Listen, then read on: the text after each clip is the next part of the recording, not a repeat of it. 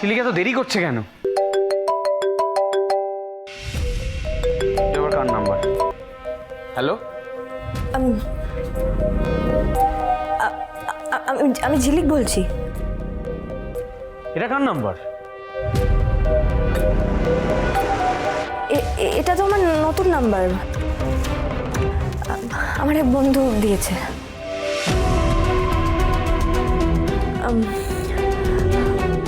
বলছিলাম ওই আমার জামা কাপড় বদলানোর জন্য আমি জুডো সেন্টারের ঘরে আছি, আমাকে একটু নিয়ে যাবে? দাঁড়া আসছি। শোনো না, বলছি তুমি একটু আগে আমাদের বাড়িতে যাও, ওখানে আমার একটা জামা নিয়ে তুমি একবারে এখানে এসো। এগুলো পরে তো আমি বাড়িতে যেতে পারবো না। ঠিক আছে ঠিক আছে।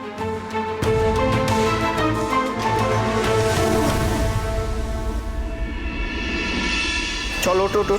আরে কোথায় যাবো? কোথায় যাবো মানে বাসর ঘরে? আরে তোদের দুজনকে নিয়ে হোল নাইট প্রোগ্রাম সেট করা আছে। চল চল চল। আমি যাবো না দাদা ভাই, প্লিজ। ও মা, আরে যাবো না বললে তো হবে না। বাসর ঘর হলো বর কনের কোজাগরি, তোরা সারা রাত জেগে থাকবি, একে অন্যের চোখের দিকে থাকি, এটাই নিয়ম। এক মিনিট, তুই তার আগে আমাকে একটা কথা বলতো, তোর এটাকে বিয়ে বলে মনে হয়? কারণ আমার না মনে হয় না। যেটা প্ল্যান করে করেছে তাকে গিয়ে বল, সে যেন এক হাতে সব সামলে নেয়। বাসর ঘর তো আর একা হয় না আতর্তি, বরকনেকে নিয়ে হয়। আর আমরা নামই বরকনে, আমরা শুধু আলাদা ঘরে নেই, দুটো আলাদা পৃথিবীতে আছি, যে পৃথিবী কোনোদিনও এক হবে না। এরম ভাবে কেন বলছিস আখি? বিয়েটা তো সত্যি হয়েছে। সত্যি তো, এছাড়াও আরো অনেক কিছু সত্যি। আমার কষ্ট, আমার যন্ত্রণা, আমার অপমান,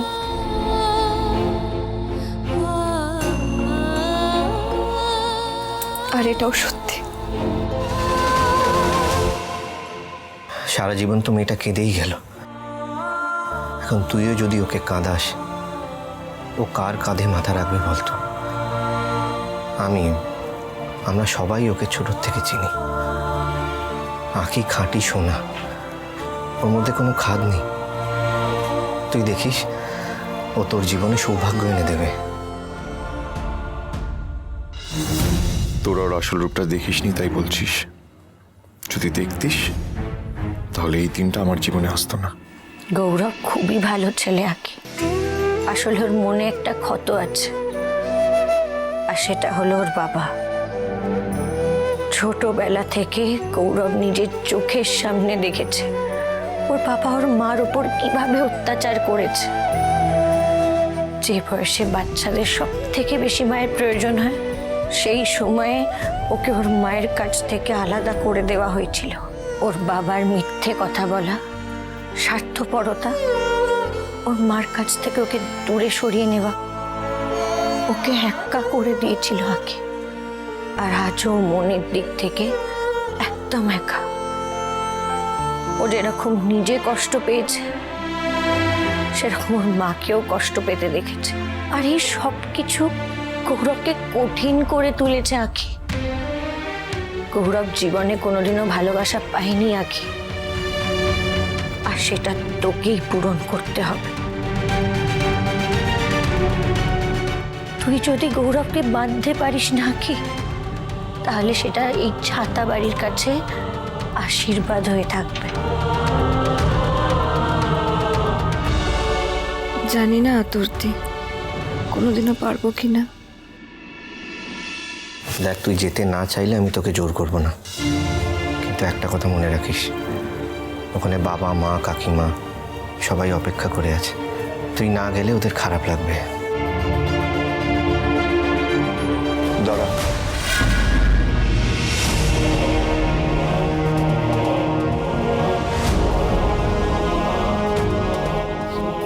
চ।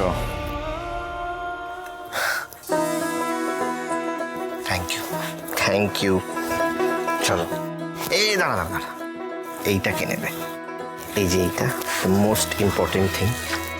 আয়, শুভ দৃষ্টি। চলো।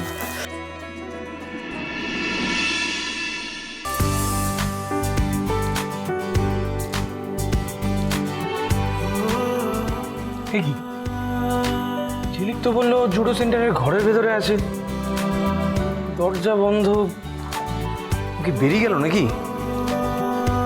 ঝিলিক, ঝিলিক,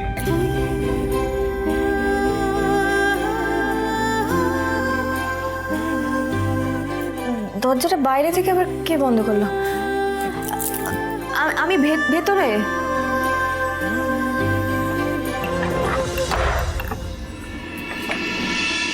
কি রে, দরজা বাইরে থেকে কে বন্ধ করলো? আমি তো জানি না, ওই কেউ খোলা দেখে হয়তো বন্ধ করে দিয়েছে। না না, আমি কি, যা বাবা, কারেন্ট চলে গেল। মোমবাতি কোথায় আছে? আমি তো জানি না। জানিস না মানে? তোর ঘর তুই জানিস না? আমি দেখছি। তোমাকে ছাড়া এ আকাশ সাজে না, সহজে তো বাতাসে বাঁশি বাজে না। চলো না জিয়ে কথা তোমাকে শোনাই। তোমাকে ছাড়া এ আকাশ সাজে না, সহজে তো বাতাসে বাঁশি বাজে না। চলো না দিয়ে রূপকথা তোমাকে শোনাই। সারাটা দিন ঘিরে আছো তুমি এত রঙিন, হয়নি কখনো মন। সারাটা রাত আসছে না ঘুম, ধরেছি হাত, থাকবো সারা জীবন।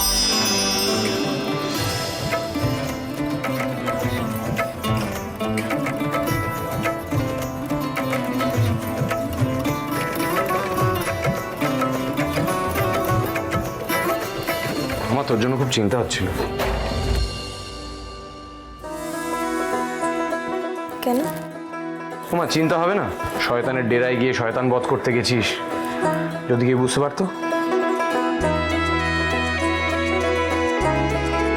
ভরসা ছিল একজনের উপর, যতই বিপদ আসুক না কেন সে ঠিক আমায় বাঁচিয়ে নেবে।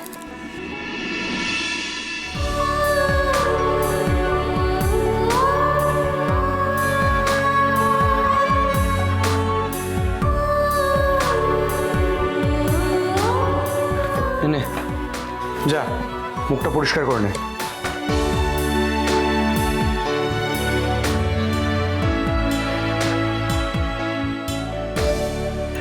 নে, জামা কাপড়টা পাল্টে নে। নে ধর, নে পর পর জামা কাপড়টা। তুমি আমি বাইরে আছি।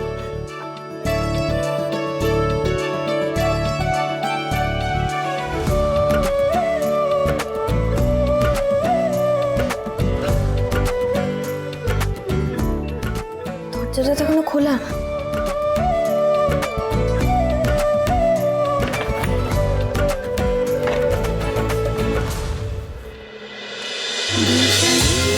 দুই সারি, দুই সারি,